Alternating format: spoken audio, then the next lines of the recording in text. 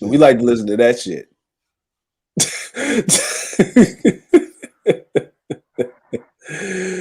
Hey, what's going on, Educated Areas? What's going on, everybody that came into this chat? But what are y'all thoughts on that? I like to just share some good news. That's a power move. That's a power move, and you realize that once Jay-Z hit a certain amount of money, he stopped cutting his hair the way that corporate America wants it. You realize that, right? Yeah. He is proud to wear his nigga hair to all his events. Yeah. And, I say nigga here because there's many different types of black people here, but a lot of black people have taken flack over the years for having 4C hair, the tight curls. Yeah. And you see him now that he's made it, and he can make these moves. They can't refuse his move because this is a $300 million deal, and it's only going to go up in value if they waited any longer to make this deal. So you take this deal now, or you take it out. Well, here's the thing. Let me ask you a question, right? This is Jay-Z. You know what I'm saying? That's the CEO. I don't see what you're showing. What? Is it? You're gonna have to share your screen. Hold on, is it? Hold on. Oh shit! I thought it. Because I jumped in there. Hold on. Let's do it again. Share the screen.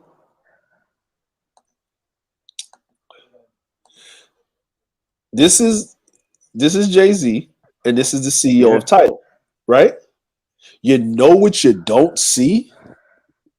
Chelsea boots. Matter of fact, let's bring that up. Let's show you the difference between Jay-Z, right, and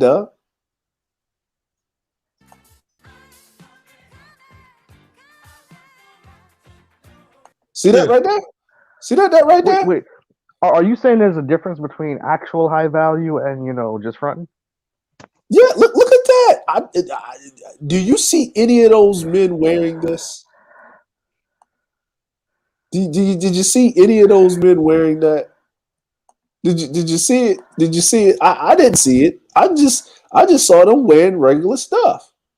Yeah, clothes that they were comfortable in.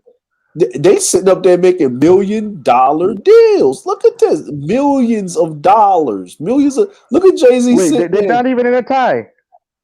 Well, not actually, even Jay-Z in a might tie. be in a tie, but this dude is in a t-shirt. Yeah, with a beard. Who we got here? Hey, it's L Nixon up here. What's going on, L Nixon? Welcome, brother. Welcome. What's going on, brother? My bad. I had to stop. Had to mute the channel. But my only thing in this, I just want to know, as far as like our culture, right? Right. As far as making big deals and stuff, I just want to know how far we're gonna go with like selling, Young Money's catalog, or selling Michael Jackson's catalog, or making Jay-Z the headline of the Brooklyn Nets when he was only a fraction of an owner, to get people hyped up about the opening of the Brooklyn Nets to only gentrify the neighborhood, and selling Versus, Swiss Beats, and what's his name, Timberland just sold Versus. I just want to know when we get to a point where we stop selling off our culture. I mean, I got to understand people are trying to be getting certain positions, and some people do it, and if you're trying to get in a strategic position to do more for the community, cool. But I mean, when are we going to get to a point where we're like a Byron Allen? You know what I mean? Where we're trying to fight for actual black owners. Like, he's the only person, not even Oprah, and not even Tyler Perry. He's the only person that can take a project and take it all the way to the theaters without anybody's permission. Well, actually,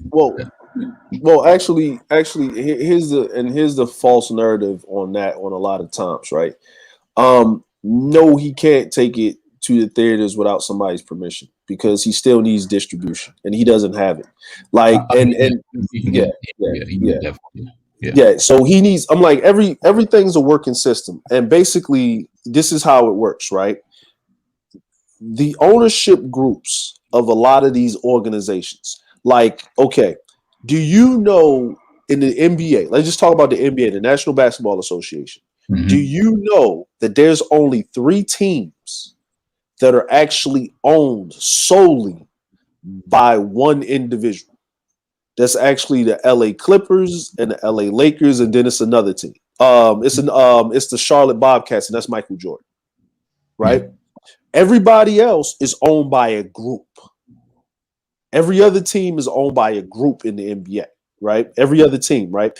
If you look at football, right? Same thing. It's only certain teams are actually owned by one family or individual, and then the rest of the teams are owned by a group. That means everybody's got to put together. Now there's someone with a majority stake, but those people don't make so money off of that. So like Jerry Jones, right? Down in Dallas, he owns the team. He does whatever he wants when he wants. Nobody can say nothing. Roger Kraft, he does whatever he wants. Nobody can say whatever. The Rooneys, they own the Pittsburgh Steelers. They do whatever they want. So what this basically saying is that this ownership is passed down through generations and generations. The problem is for you to run Tidal, right? The issue is for you to run Tidal, you need server space, right? Mm-hmm. Twitter has way more server space. They have everything in there, right? And then the upkeep of the server and the internet and all of that and all of the everyday workings and stuff like that, that's not something that he can handle and he can pay for on his own or whatever it is. Plus, remember, the artists own their stuff. That's the only reason why they came over there, right? They get a majority share, right? So when we talk about economics, right? Now, I understand exactly what you're saying, but we got to get there. Right. And what I mean is this is a step to get there. Right. And when he got that majority stake in whatever he got, yeah, instead of him just getting paid to be an associate or liaison, he took ownership. Right. Which was way more. Now, 1% stake in something is way better than someone just paying you a check for right now or him jumping on stage and singing, you know, or rapping. Right. It's basically every time for that 2 or 3 years, he had that 1% stake. Any piece of merch that said Brooklyn Nets with the NBA logo on it, he got a check. He got a check. You know what I'm saying? And then they had to buy him out of that, and then he took that and he flipped it. Now, the thing that Byron Allen did was remarkable, but you saw how they did him, right? And he was fighting. You know what I mean? And he was fighting for a long period of time, right? And no one knew that he owned whatever he owned, right? Mm-hmm. No one knew what was going on. So it takes steps because we're behind the power curve, not just with us, you know what I mean? Just with us individually, but with the system itself. And what I'm just trying to celebrate is that we talk about all the shit that we're not doing and wish we could do, but sometimes we don't want to sit back and say, you know what, this individual is making moves and he's moving forward, right? It's the journey. You know what I mean? I get that he's making moves, right? I get that he's making moves, but here's the thing, right? Mm-hmm. Yeah, there are groups owning stuff, right? Just like there's a group of people who own, right? You see a lot of black products, right? Yeah. And then you find out that they're not by black people, right? So they understand our black buying power, right? So they use us to make money. They use us to profit off of our own culture. And yes, they make it so tight fit that a lot of people end up selling, you know, to them, right? So, but here's the thing, right? They have groups, right? And it would work better if we had groups, right? Mm-hmm. So, you know, so we could go back to before segregation, right? And then we fast forward. People are saying, well, we need to fight for ownership. We need to fight for ownership. We need to fight for ownership. Well, we actually had ownership before segregation. We gave up the Land Bus Company in North Carolina to sit on somebody else's bus. we gave up a lot of ownership. We already had Well, a lot of that ownership was also taken from us. So you know, if you go back yeah, to Black Wall Street, right? but we Uh, gave up. We gave up, and some was destroyed. But we also gave up, and that's why Dr. Martin Luther King said he has a fear that he's integrating our people into a burning building. That's why he was talking about it's not going to work unless we have equal resources. Now, here's the thing: you got rich black people, right? yes. Like getting to a point, and they're saying, "Well, I can't just do it by myself," right? So let's take it, and I'm not, Mhm. because the person's on the screen, you'll have a Jay-Z and you'll have a Diddy, right? They're Right. getting to the point now where they want to do albums like 444, right? They're Mhm. getting to a point now, right? So what happens is you got other cultures where they bring people in and they help them succeed. So therefore they get a group because they're always helping people build people so they can have that group where they can pitch in, they can own stuff, right? So yes, we're late to game because you got people like Diddy now that want to do stuff. Well, yeah, he spent years of putting his name on stuff that wasn't his, right? Jay-Z spent years of putting himself first in front of the groups, you know what I'm saying? Taking most of the promotion, never wanting people to shine over him. Now I can see other groups like Lil Wayne, 50 Cent. Lil Wayne was okay with Nicki Minaj and Drake shining, right? Jay-Z would never let anybody shine. If you follow his career and you follow the people that he was with, he rode off of all that and he rose to the top. Jay-Z is very sensitive and very competitive, right? So he's not the guy when you're with and you're around that you're pretty much going to shine. You know what I'm saying? He has to shine. So yeah, he made it to the top. He broke all these records and all that. So now he's at the top fighting the battle. But it's many of us who are at that top where we could have made other people, we could have put other people on where we could have had groups. So they ain't got to do it by themselves. But we have that mentality where, you know, when we make it, we're not gonna let the door open.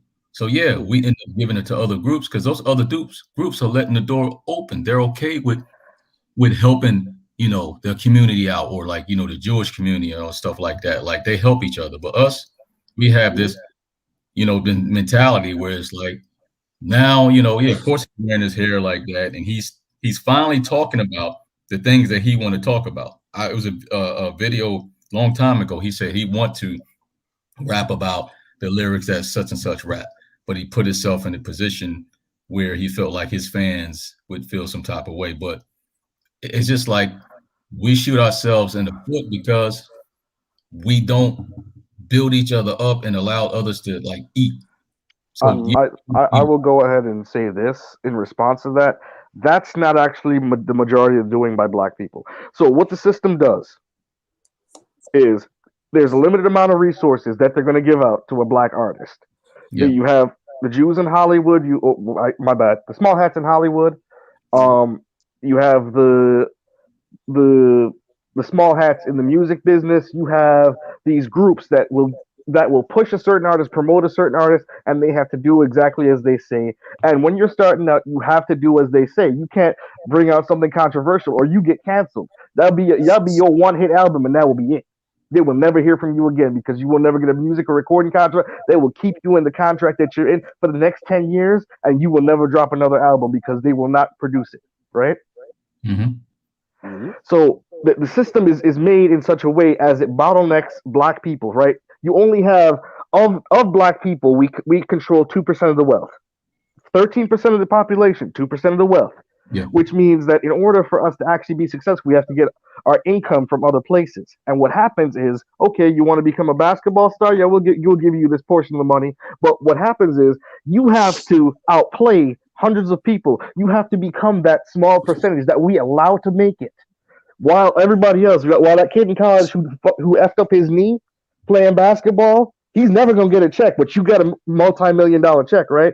But because we give you this multi-million-dollar check, we're gonna put so much pressure on you that you want to give back, you want to bring somebody else up with you. No, this spot is for you. So it's about the control of the money. So if Jay-Z could have come up, I'm not saying Jay-Z is the person that would have been able to come up and bring everybody else with him. I don't know how his mindset works, but what I will say is that after a certain point, you can't bring people with you because there are barriers or there are people around you constraining how big you get. It's one thing to have one black guy in front of the crowd, right? But if you try and bring an entire group, it's a different thing because the amount of money isn't there because the people that are funding these things, the promoters, these people are actually controlling the output. This is why you have all this rap about money, cars, and hoes, and you don't have that real conscious rap getting pushed out in the mainstream because guess what? The mainstream is controlled by who? The media networks.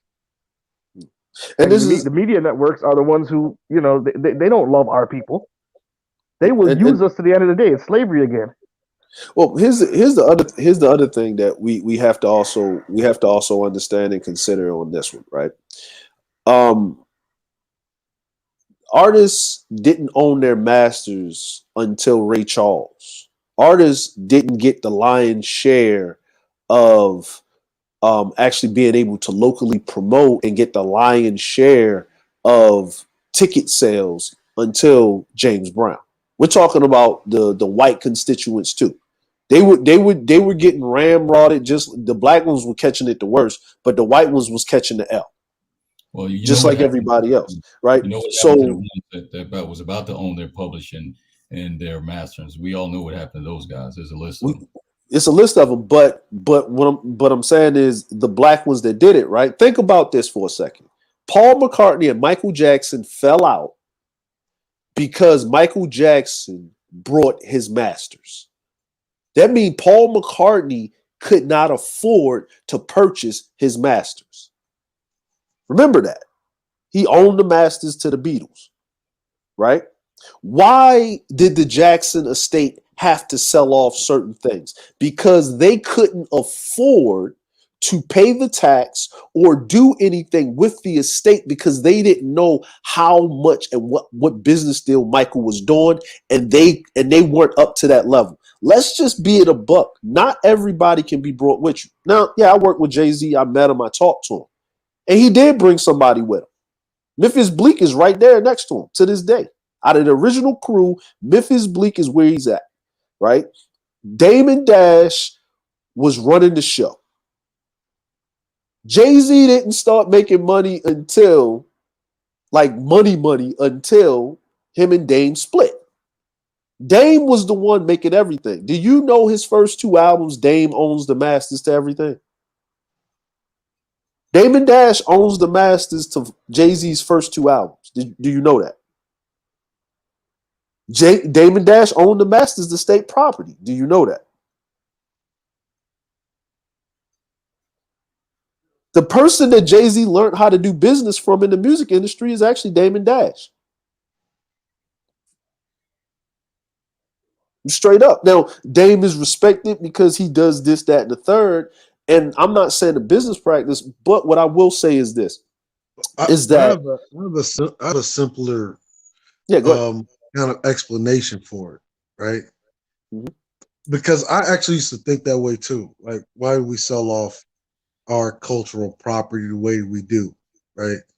We call a brother sellout, but in reality, when you really look at it, if anybody is to profit from Black culture, it should be Black people. Yes. You see, and when you talk about culture and cultural transmission, idea is to have your culture on as many land masses as possible. Like you think about hip hop.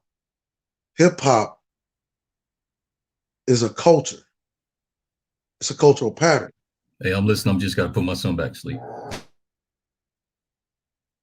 And you look at the influence that hip hop has had, not just on America, but the world. It's a good product. Everybody wants it. And what happens when something is good that everybody wants? People want to emulate it. But as long as you remain the trendsetter, the ownership, the point of entry, as long as you retain control of that, nothing else really matters. But if you really look at the move that was just made, you look at a company like Square. right? So it's like looking at say a UPS of card transactions or a FedEx of card transactions. It's a multi-billion-dollar company. It's a 1% company. It's one of America's white horses.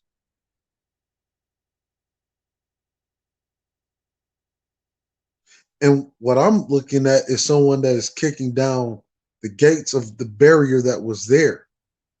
Because there was nobody being invited into a company like Square or MasterCard, even though you heard a lot of songs when niggas talk about black cards and American Express. Nobody was being in, especially of our kind, our particular shade and hue, not being invited to any board tables of American Express.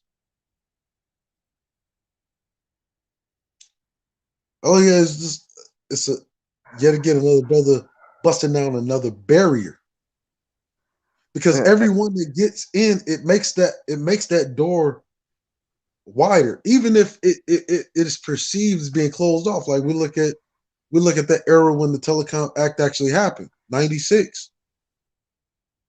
With the big shows. Yeah, Oprah. Right? You had the well, Cosby was already Family He Matters, was, even. yeah. Family Matters, ABC. Oh, I'm gonna say this is, and this is what I mean is we're and I get what the brother is saying is why we always got to sell stuff off, and I get it because you want that ownership to stay and stuff like that. But in business, right? If you run a business, when are you? If this is my thing, if I was to open up a business right now, and it was a mom and pop shop, right? Just whatever, right? Small business, right? Why do people work for themselves? Majority of people that work for themselves is they got a particular gift and talent, and they want to run a company where they are self-employed because that gives them the best opportunity to have job security. This is a fact. And if you own your own business, you actually work harder than the person that's in your business, in a small business, right? I'm a business owner. I run a small business. I run a business, right? But who's going to be your labor force? It's usually family members in that business, right? And if I open a business up and whatever it is, for it get to be a certain point, for my business to have long lasting longevity, I'm going to have to expand it or franchise it out to a certain degree. The fact that let me give you an example real quick, Dre. yeah, Like, do we actually say these same things when it's the white side of the board, right? Like the white side give you Scarface, Goodfellas, Casino, right? Uh, you Cocaine Cowboys, et cetera, right? yeah, Never at a time that you didn't go to school with some Negro or run into some Negro that would reference you a Godfather line, a Scarface line, yeah, have a Scarface picture probably hanging up in their house somewhere. Um, talk like Scarface or use a line from Casino or whatever, right? yeah. Why is that? Why is that a popular theme for black people? You even got Negroes using so-called Italian-sounding so-called mob names. Yeah. Rappers like Yo Gotti, right? Yeah. I mean, you if you really, Or Irv got it. yeah, Irv Gotti, right? Yes. It's a transmission of culture. Do you know why you don't see the white folks tripping about that or the Italians tripping about that? Because they still maintain the ownership of their shit. It don't stop being theirs just because they give a piece of it to the world or sell it to someone in Hollywood. And I'm going to even throw something in there. So the number one thing that business owners do, or the number one thing that allows you to set the price of whatever it is you do, is sales. Because if you're the one selling, you get to set the price. Yeah. And You don't to have be to sell unless the price is something that you want to sell at. Yeah. And to be honest with you, think about it like this. He brought Tidal for $54 million. It's a streaming service. The economy is on a downturn. I'm going to tell you like this. The Olympics is coming in the next couple of months. 85% of the sponsors for the Olympics have pulled out. How do artists make their money? How does artists get paid for their music? It's plays and streaming, right? Remember when you brought an album for $9 to $10 to $15 at Sam Goody, or remember Apple Music first came out and you would buy the whole CD for like $9 or $10, the digital copy, or you would buy the single for 99 cents. Now you just pay for Apple Music and you can play whatever you want. So that means that the individual sales for that music is gone out the window. Every artist is fighting against every artist across every genre of music for their little snippet of that $9 a month subscription that you're giving to Apple. That's crazy, right? So how can, and Apple's already been there. Spotify came up. Apple's already there, right? With these streaming services, no one's buying albums. YouTube is even making you do premium now so you don't get them damn fucking ads running through your shit, right? And they got YouTube Music. So if he brought it for $54 million, and if I'm a businessman and I brought this for $54 million and I'm into the streaming service, but the economy hits in such a way, and I got this dude over here that has everything set up, the mainframe and all of this other stuff, and they will pretty much sponsor what's going on. So guess what? Tidal is a thing that he's the head of it. He has majority stake, but guess what? The rest of the artists have part ownership of it. So guess what? He sold his majority stake for $320 million, but the rest of the artists that have their part ownership in Tidal, guess what? They didn't sell their stake. You know what? You're right. And the other thing there is, the question is, what can he do with that $300 million now in an investment? People don't realize that you need money to grow money, to make money, to grow money out. This $300 million is something that he wouldn't be able to go up to a bank and say, yeah, lend me $300 million. But now that he's got this $300 million as collateral, he could go up to a bank and say, you know what, I'm looking at investing in a real estate deal for $1.5 billion. This $300 million is my down payment.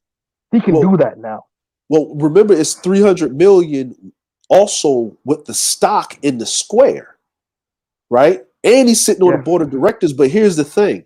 If Tidal was brought, if his majority, not the whole Tidal, remember, they said his majority stake in the Tidal. If Tidal was brought, his majority stake, remember, his majority stake, he still got some stake in the Tidal. Just him alone, his majority stake in the Tidal, that's $320 million. Now, what is Tidal worth now? That infusion of capital. So basically, the company went from being $54 million that he brought it for to $300 million only with his majority stake in it. Not the rest of the artists that has ownership in the company.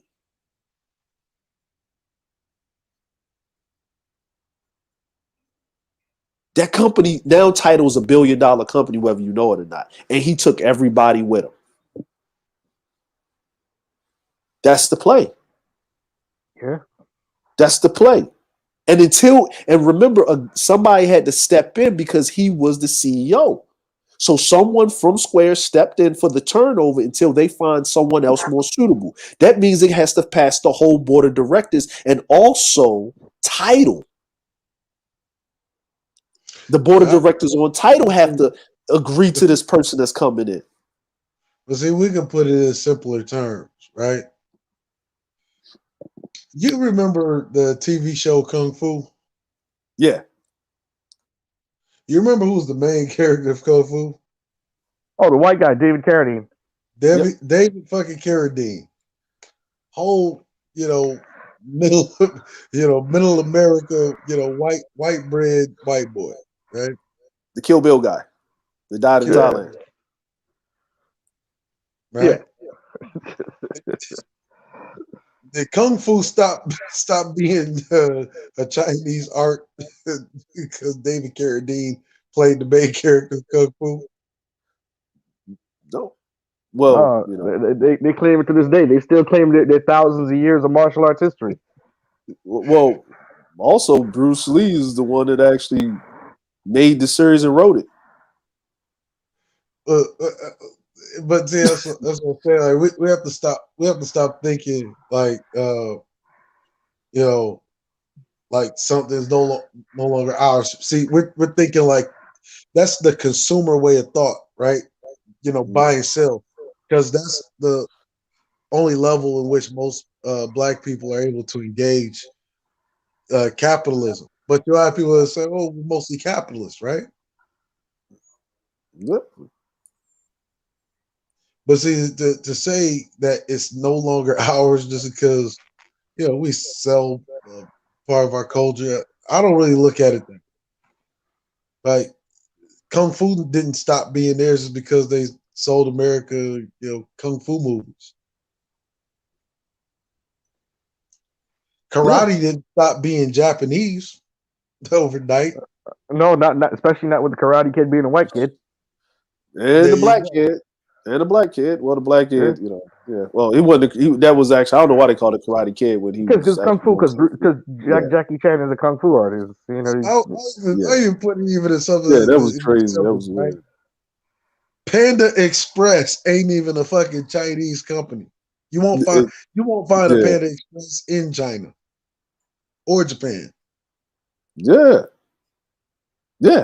and that's what and that's what I mean is like this, right? Every culture sells their culture to other cultures around the world, and Black people culture, I get it, is being bought and sold, and everybody knows it's our culture. But we have this thing, and I understand what it is because we want something because we don't have something, right? And this belongs to us, and this is this and that, and all this other stuff. Like when they was talking about Justin Bieber, Black Twitter was fucking dragging him, talking about racial appropriation because he had dreadlocks.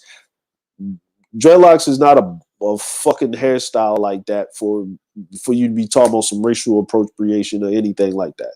It's a fucking hairstyle, just like anything else. Matter of fact, who fucking started his locks for him? I hope it was a fucking black woman or a black dude, and I hope they was getting paid for him to start it. Because now, like sometimes when we're selling a product, we are, like you said, we're coming from a consumer base. People do not care whether you know they own the shit or not if they're selling the product. And most of the time, they would rather not that they own the shit. Because they don't care, like because they're getting paid at the end of the day, and that's what it needs to come down to. And what I have to say is this: if Prince didn't allow no platforms to stream his music, and he allowed Jay-Z to stream his music because Jay-Z was ownership and he got ownership into his shit, and Prince is all about ownership. Michael Jackson is all about ownership. All these other artists, that we talk about, these pantheons of greats that changed the music industry for everybody, for Black folk mainly, but for everybody, because then that's where you get into it, right? We have to understand that what pushes the music. Twitter is what? Twitter is a media company. The media company, the CFO of the media company, the COO of the media company that sits on the board of directors had enough power out of his own money to go and purchase another company for $300 million. Think about that for 1 second. And Jay-Z sitting on the board of directors. Yes, he's a billionaire, but how much does this dude money that he has? Now, I'm going to give you another one. Michael Jordan has the best-selling shoe, but Kanye West owns Yeezys. See the difference? Kanye West makes more money off of his sneakers than Michael Jordan makes off of his sneakers because Michael Jordan doesn't own fully the Jordan brand. Let that sink in. Kanye West owns his sneakers. He owns Yeezys. Kanye West, what? He started off with what? Adidas first, right? Or Nike. It was Nike, Adidas. I think it was Adidas. And then Adidas wouldn't let him design. So he took I think he took it to Nike, next or something. Yeah, I think he took it to Nike. And Nike let him design and everything. But if he is able to design his sneakers, he owns the patent on them sneakers. So basically, Nike is only there for distribution. He owns his own company. He owns his own company. That's it. And that's why he's worth $6 billion. That's ownership right there. But then there's levels to it, right? Because there's Kanye West ownership, and then there's Elon Musk, Jeff Bezos, and Bill Gates and Warren Buffett. Well, no. Let's talk about those several people because they've been in the news recently too, right? Yeah. Now, I'm going to shout out Vaughn in the chat where she asked, could it be that black folks are in a constant state of survival, got to feed my family mode, that we don't make financial decisions based on longevity? That could be part of it. Yes. But also, these people, Jeff Bezos, how many government contracts did he get to build out Amazon? Microsoft, Bill Gates, his company started off, but then he got a government contract to build out internet systems or computer systems for the government. Who else? Who did you just say? Elon Musk, or was it Jeff Bezos? Jeff Bezos, Amazon. Jeff Bezos, Amazon. Bill Gates, Warren Buffett. Warren Buffett started off investing, but now he's actually, you know what? One of the companies that Warren Buffett owns, it's a little company that shows the commercials. 15 minutes could save you 15% or more. Call Geico. Geico stands for Government Employees Insurance Company. Mm. So these are things where the government has actually fed into these people's companies. And that's what allowed these companies to get this big. They talk about Boeing, all the government contracts, Lockheed Martin, government contracts. Yep. After a certain point, the government feeds into these companies and gives them contracts to make them larger. So when you look at black-owned companies and the reason why they aren't as large for the majority part as some of these other companies, it has to do with the fact that the United States government has put money into these companies while they wouldn't give the money to the black companies. Same way like when a black person walks into the bank, they're automatically a high-risk loan. The United States government, in its racist inception, decided, we're not going to put that much money into that black-owned company. Mm-hmm. And isn't that why what's his name was in that Supreme Court lawsuit, because what's his name? Allen. Yeah, Byron Allen. Byron Allen was in that lawsuit because they were basically refusing to show his channels on their networks, and that's a government thing because that's FCC, Federal Communications Commission. But they don't want to put the money behind black-owned companies because they know they give us enough power. We start doing things with it. And that's what we were talking about. The other thing with them subsidizing other groups of people. We was talking about that earlier with the anti-Asian hate thing, and how all these people are getting subsidized and getting money to come over here, build businesses, and do all of this extra stuff.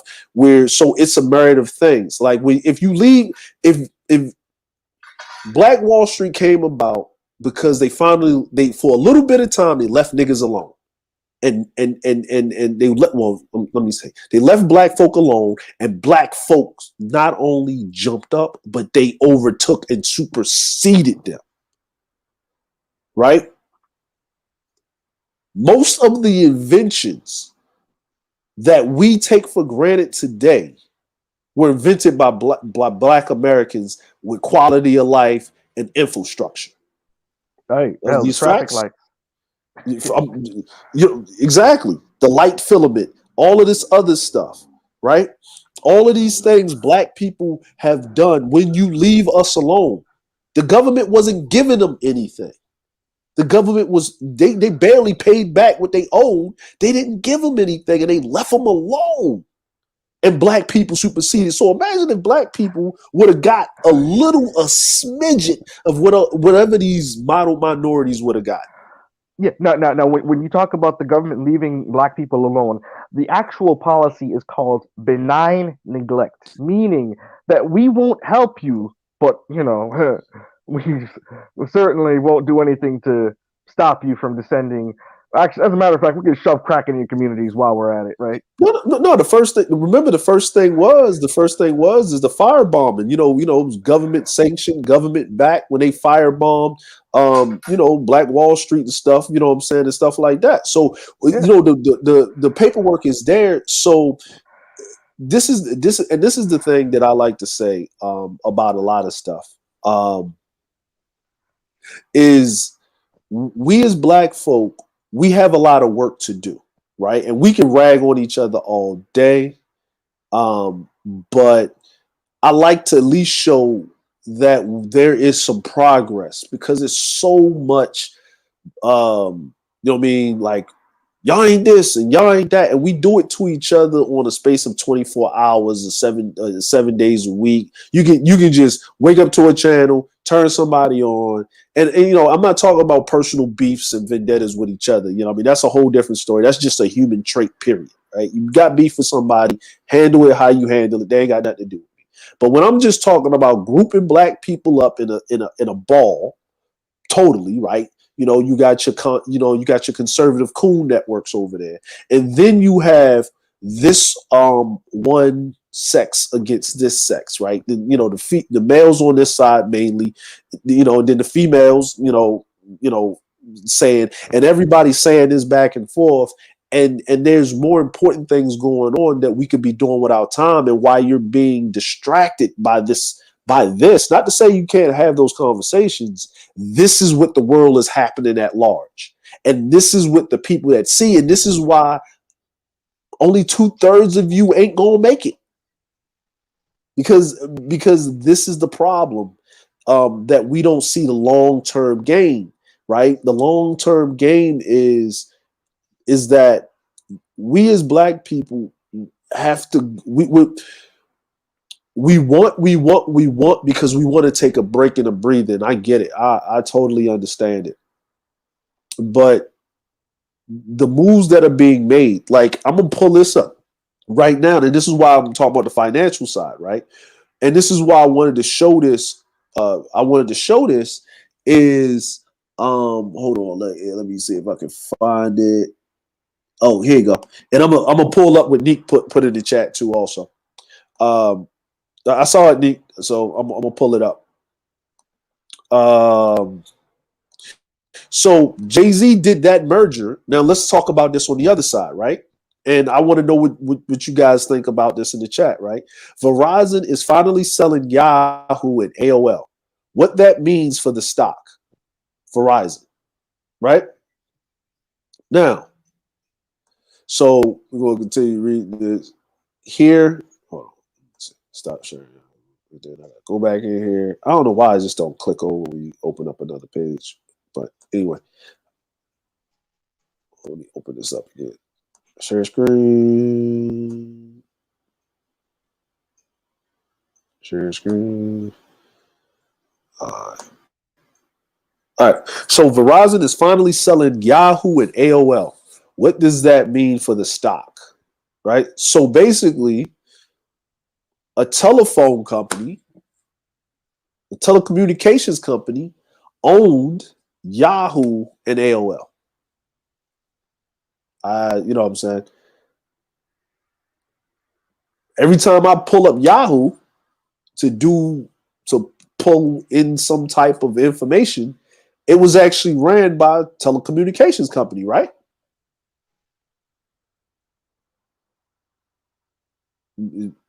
Is that, you know what I mean? Is true or false, right? That is true. That is true, right? So why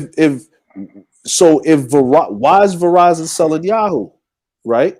Well, see, Yahoo is one of those things that, like you said, takes up a lot of server space and, takes a lot of money being put into it on a consistent basis. You don't have one of those search engines like Yahoo and was it AOL? Yeah. These things are relics. Yahoo has been overshadowed by Google as a search engine of choice. Yes. Yeah, I don't search for AOL has been overshadowed by a lot of different competitors for all those online services. It's no longer the age of dial-up and you got mail. So these things are literally bleeding money for Verizon because they got to keep putting money into these Yahoo servers, right? They got to keep putting money into these AOL servers, right? With all of that spam. Yep. Now I'm going to read this. Verizon Communications kicked off the week by confirming numerous reports that it would shed its media assets for about half of what it paid for them over the past 6 years. Lately, the telecom giant strategy investment priorities and messaging investment priorities have been all about the network infrastructure and the technology as the wireless industry enters the 5G era. A collection of middling online brands and advertisement businesses that didn't quite fit into that. It was only a matter of time before Verizon bid them farewell. Verizon stock was up by 0.7% on Monday morning. The company would receive $4.2 billion in cash and $750 million in preferable interest from funds associated with the private equality giant Apollo Global Management and the APO. This is the stock for all you stock traders or day traders out there. Shout out to Sweater Guy. So $57 on the stock. So it is up. You know what I'm saying? So this is the stock. This is who brought it, right? So APO for a 90% stake in Verizon Media, which implies a total valuation of about $5.6 billion. That unit is comprised of brands like Yahoo, AOL, TechCrunch, and Edge Gadget, with a combined 900 million monthly active users. Verizon says it includes an advertising technology platform and a handful of subscription services. Verizon Media had about $7 billion in revenue in 2020, some 5% of Verizon's total sales last year. Some of Verizon's totals, 5%. It's only 5%, which means AOL and Yahoo together didn't even make 90% of Verizon sales. Verizon sales were making the money in the cell phone business where they got, them contracts where they, take you by the arm and ring your arm behind your back and make you pay. Make you pay, right? So, but Yahoo and AOL, they were basically bleeding money. Their profits were so small that they could shed that and say, yeah, you know what, we don't even need to put the money into that. The company doesn't disclose profits for the segment, suggesting that there's not much to write home about. Just like Chandra just said, if Verizon Media was losing money, the deal may even ended up increasing Verizon's earning per share, but that also makes it tough for investors and analysts to judge whether Verizon is getting a good price for the properties or not. Such transactions are usually valued on multiple earnings. Verizon bought AOL in 2015 for $4.4 billion and added Yahoo in 2017 for $4.5 billion. Combining them in a division with the unfortunate name Oath. It wrote down the assets by $4.6 billion in 2018 and renamed the segment of Verizon Media. And in 2019, Verizon sold Tumblr to the parent company of WordPress.com, and last year offloaded HuffPost to BuzzFeed. Both deals were undisclosed sums. Now, this is the 2020 performance of the stock. Look at that drop right there. Look at that drop. This last year. That's the COVID drop. Everything had that COVID drop. Yeah. So this is right here. If you bought it the COVID drop, you almost doubled your money. But who was thinking about buying stock during COVID when people were trying to survive? Oh, that's right. The rich people who don't have to worry about survival. And then they say, why did the rich get richer? Here's your sign right there. Yeah, that drop was. Ooh. Look at the Dow Jones is down here. Yeah. So basically, look at this. But Verizon seems to have learned the hard way that the competing in the digital advertising against Alphabet, Google, and Facebook (FB) is definitely easier said than done. And Verizon is also doing just fine budding media content with its telecom service without having to own that content. Walt Disney, $181 per share. Apple, $129. What was $150. The stock actually went down quite a bit. Apple Music are included in certain tiers of Verizon unlimited data plans. That major contrast to wireless rival AT&T, right, which splurges some $85 billion to acquire Time Warner in 2018, adding Warner Brothers, HBO, and Turner Cable to its portfolio. Now, why is it nobody tripping about these other companies that are bought by these media companies, right? Well, these telecommunication companies. Nobody's tripping, right? Well, see, what happens, though, is you look at these companies, and the reason why these companies are as big as they are, once again, you know how many government contracts Verizon fills. Yeah. Oh, they fill a lot. They fill a lot, especially because people don't understand why Verizon gets government contracts, because Verizon still runs CDMA. The CDMA is by far the best when it comes to dealing with places where you're having signal interference. And people don't know that, especially in hilly and rocky areas. I know this because I used to work in a telecom company. I know this because I live in the middle of North Dakota, in the middle of nowhere. Yeah. You get Verizon or Straight Talk, which runs on the Verizon network. You might get AT&T, but depending on where you live, you might not have service. Can you hear me now? Can you hear me now? Good. You know what I'm saying? So let me look back in here. Somebody had a question. Did they have a question? Let me see. Nope, didn't see Chris. Bill Gates is question. No question. All right. So let me go up here because Neek did have something in here in the chat. Hold on, let me pull this up. CNN Style Artist. It was Adidas, Business Insider, Walmart. Hold on. Neek had something she put in here. I can't see that link that she put in here. Walmart. I can't see it. Neek, if you want to repost that so I can pull it up about what he was talking about. But this is what I'm saying is he's not making any moves, and this is what I mean is he's not making any moves that any other person in business. Actually, he should be applauded because unlike Verizon, he came up on 6 times of his money. Remember, Verizon acquired them companies at the same time he acquired Tidal, right? 2015, he got Tidal. 2015, they brought it for billions. He brought it for pennies, what you would call pennies on the dollar. Right? So let me pull this up here. Business Insider. Whoops, something wrong with the plane. Hold on, Nick. They took the page. Hold on, wait a minute. Yeah, it says whoops, something went wrong. I don't know. Business Insider. All right, let me pull it again. All right. Walmart says Kanye West new Yeezy's logo is so similar to its own and customers might mix them up. See this? See this right here? This is what Nick was talking about. We can't have nothing, right? Now, how long Yeezy's been out? Their new logo, right? So Walmart says Kanye West's new Yeezy's logo is so similar to its own that customers might mix them up. Walmart has challenged a logo trademark application submitted by Kanye West brand. Walmart says the Yeezy logo is so similar to its own that people may mix up the brands are affiliated. The company said USPTO followed that the first reported Bloomberg that this could hurt Walmart's brand. Who we got here? Oh, who we got here? Who left, came back. Add the stream. Okay, there you go. All right.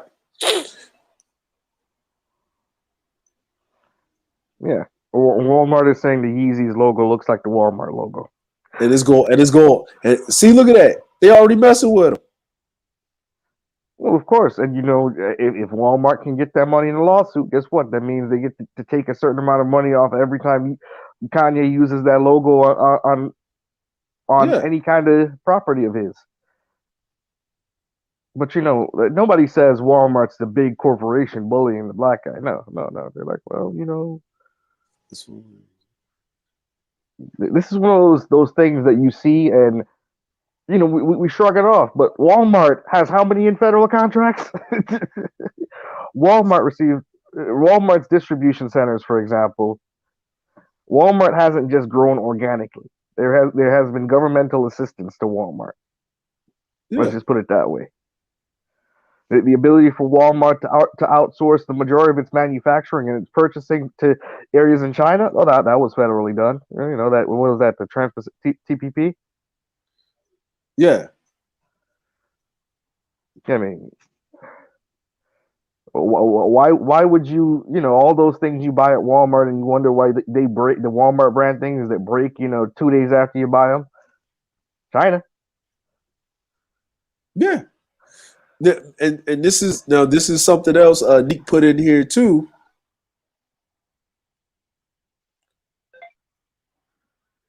Okay, so the other article shows why he's being targeted.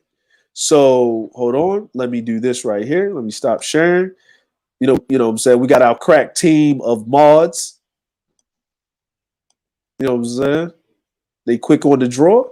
So let me pull this up and share. Hold on, let me share this. Share screen. What you drinking on, Nick? What you drinking on this Friday's Eve? All right. So this former NFL player is selling shares of Kanye's 1.8 million Air Yeezys for as little as $15. A rare pair of Kanye West sneakers broke a world record for footwear by selling for $1.8 million at the Shelby auction on Monday. But starting in June, the sneakerheads everywhere will be able to pay as little as $15 to own a piece of the $1 million Nike Air Yeezy 1 prototypes. The buyer of the record-breaking Yeezys is a startup for investing in a rare and valuable sneakers called Rares. The company says it will sell a fraction share in West Air Yeezys through its mobile app. Now look at this right here. These shoes, somebody paid $1.8 million for these. These are prototype. These are not the actual production shoe. And they look like somebody wore the hell out of these motherfuckers. Right? Now, here's the crazy part. Jerome Sapp, who played 5 seasons in the NFL from 2003 to 2007 and earned an executive MBA from Harvard in off seasons, co-funded Rares in 2020 and is now that company's CEO. Sapp tells CNBC Make It that Rares will eventually launch an IPO or an initial public offering for the Air Yeezy 1 prototypes on the company's app that users will be able to buy and trade shares of them, along with other Rare sneakers, as they would share of a public company on the stock market. This sneaker will be qualified by the SEC, so it will be an actual security. Sapp says, meaning that SEC would regulate the buying and selling of the share of the sneakers the same way it would other securities like a stock or a bond. So in a lot of ways, the IPO and all the investment processes are very similar to traditional IPO investment scenarios in the real world. He adds that the pair of 1.8 million Air Yeezys will essentially become their own mini company, and the value of that company is derived from the value of the sneaker. As with the buying stocks in actual public companies, investors would be buying shares of Air Yeezys and other sneakers with the idea that the value of those shares would increase over time, allowing investors to sell their shares and potentially turn a profit. While Rares has not yet finalized the initial offering price for the shares in the Air Yeezy prototype, SAP says he expects the shares to start selling in a range of $15 to $25. If you don't know who SAP is, he's also related to Warren Sapp and Bob Sapp. Yeah, And this is now a black dude. this is genius on his part because he just went ahead and said, you know what, y'all like these sneakers, y'all like to trade sneakers, y'all like to do this shit. Okay, we'll take these rare sneakers and you can invest in the pair of sneakers and the value that they gain with time. So all them Air Force Ones that people are buying and selling for thousands of dollars and stuff like that. This is a genius move. I don't know how well it's going to be marketable to the rest of society, but you know Yeah. what? This is a genius move for a black dude because it's literally taking the sneaker culture. trade, Yeah. trade to the open market and profiting off of it. Well, he's actually taking the culture, right? Because Yeah. while Rares has not launched offerings for any other sneakers on its investment platform, the company site lists multiple sneakers that it says will soon be available for fractional ownership. That includes a pair of 2010 Nike Air Force Ones made as a collaboration between rapper Jay-Z and Nike, as well as a pair of never worn black and red 1985 Nike Air Jordan OG ones, a pair of which is listed on StockX with a lowest asking price of $26,000. Sapp majored in finance at the University of Notre Dame, where he also starred on the football team. And he says he wanted to pursue business career once his playing days are over. You know what I'm saying? And this is him. Well, you know what else is lovely about this? This is a black man who owns his own business, investing in things that benefit other black people. Because what this does, this actually gives Yeezy. This gives Kanye and his Yeezys even more publicity. Well, the other thing it does is, finally, all of you sneakerheads out there, now you can't be looked at as a fool for investing money in them sneakers. Now they become a commodity because black people like to look good, right? And everybody like them sneakers. So guess what? And that's a cultural thing. Thank you, Neek, for bringing this to the table. Thank you, Neek, for what I'm saying. Neek always coming through on the clutch with some lovely stuff. So let's give out shout out to some more excellence of black folk doing some things. You know what I'm saying? And I do notice something. You know what I do notice? I'm gonna show you.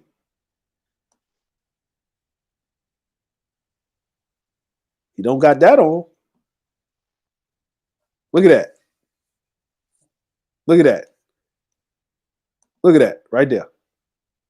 Well, I think that's it right there.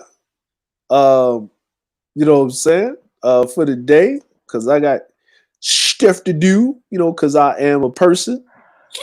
You know what I'm saying? I got stuff to do. And I know y'all have stuff to do too. And it is 1:30, a little bit past 1:30 in the afternoon for me. And I know it is 12:30 at night on the East Coast for y'all, 11:30 Central, 10:30 was it Mountain, and 9:30 West Coast? Pacific time, right? If I got that right. Did I get that right? think I got it. It's yeah, 9:40 West Coast time. Yeah, 40 West Coast time. So I'd like to thank everybody for showing up. L. Dixon on the panel. Thank you, brother, for coming up, man. We do these open panels. I do this open panel like the first Thursday of every month, possibly, or the first week of every month. So we can just get up here, talk, and chop it up. You know what I'm saying? And having a good time and doing that and just having, no one's yelling over top of nobody. Everybody's saying their piece and we just go through, whatever we're talking about. And it doesn't have to always be about this. It can be about something else. But just a place where we can just sit up here and talk. And other than mentioning some news stories, did we talk about any women? What? Did we mention any women while we was up here? It was 4 men up here on the panel having a conversation, a thinking, deep diving conversation, and I don't think we mentioned any women, did we? There was one woman, the woman who got hanged. Lynched. Yeah, lynched. Yeah, but yeah, in general, no. No, other than that, but not in no other derogatory, just news. But we moved on to any constructive. We basically kept it on the men, right? Yeah. Speaking, yeah, okay. Businesses, men, stocks, and things that we should be doing, or things we should be paying attention to. That's in Kitten Hills. Yeah. We talked in Kitten Hills. Yeah. Okay. I get you, Nick. Yeah, we did. We did talk about some women.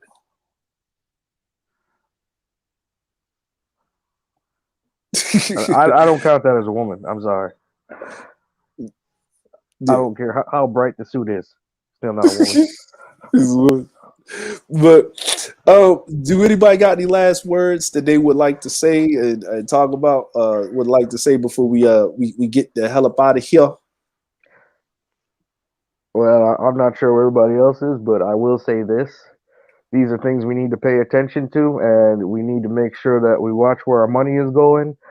Yes, there's going to be a downturn soon. Yes, the economy is all kinds of messed up because of different reasons, including a virus. But, there's always something to pay attention to, because while we rest or while we bask in a small victory, there are things moving below the scenes or below the surface that if we don't pay attention to, they'll become a tidal wave and swallow us up.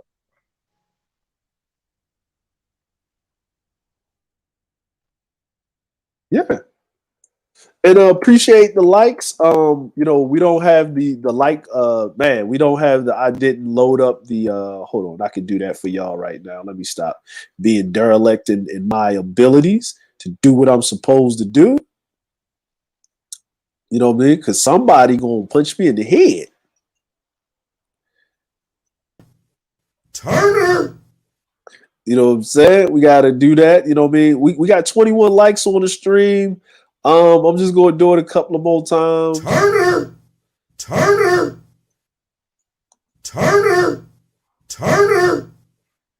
Appreciate you. Thank y'all. But hey, so thank y'all for coming through. Tomorrow, Just Ask Shar Advice channel. They're going to have a lovely talking topic tomorrow. So join Just Ask Shar and Classic Ruby over there on Just Ask Shar Advice channel. Shar, please drop your link in the description in the chat box so the people and the viewers can know when to come over there tomorrow. So please head over there and then go also to on Saturday. That's article reactions. We'll be turking in the chat room when Shar and Classic Ruby bringing up their articles, and they'll have their current section. It's going to be lovely. It's going to be really lovely. Show up for that on Saturday, and go down to CRBJ on Sunday for the backyard barbecue with our Supreme Elder DJ Music, and then start your week off right with On the Beat on CRBJ, and then keep the radio dial there with Keep the Beat. So it'll be On the Beat with the Supreme Elder on Wednesday on CRBJ with Just Act Shar, and then it will be Just Act Shar and Classic Ruby for Keep the Beat segment right after that, and so forth. And then you can just sub to Shar's channel and make sure you hit that bell notification for all notifications, so you get the notification when she go live and stuff like that. Now, to everybody, the producers over here ringing on the bell, I'd like to thank L. Nixon. I'd like to thank our esteemed Supreme Commander over here. It's really great for showing up. You know what I'm saying? And coming up here. I might do these streams a little bit, these session. I might push it back an hour so everybody can participate and come in. But I'm gonna do these once a month. So we just have just a chop it up session, but we're gonna do it at the most of 3 hours. We're out of here at 2 hours and 15 minutes. You could be anywhere else, but you came here to be with us. Salute to the nation. Salute to the black nobility. Ebon Noblesse. No one's going to beg you to be great, but we will hold you accountable. And you have a lovely evening and stay safe. Peace.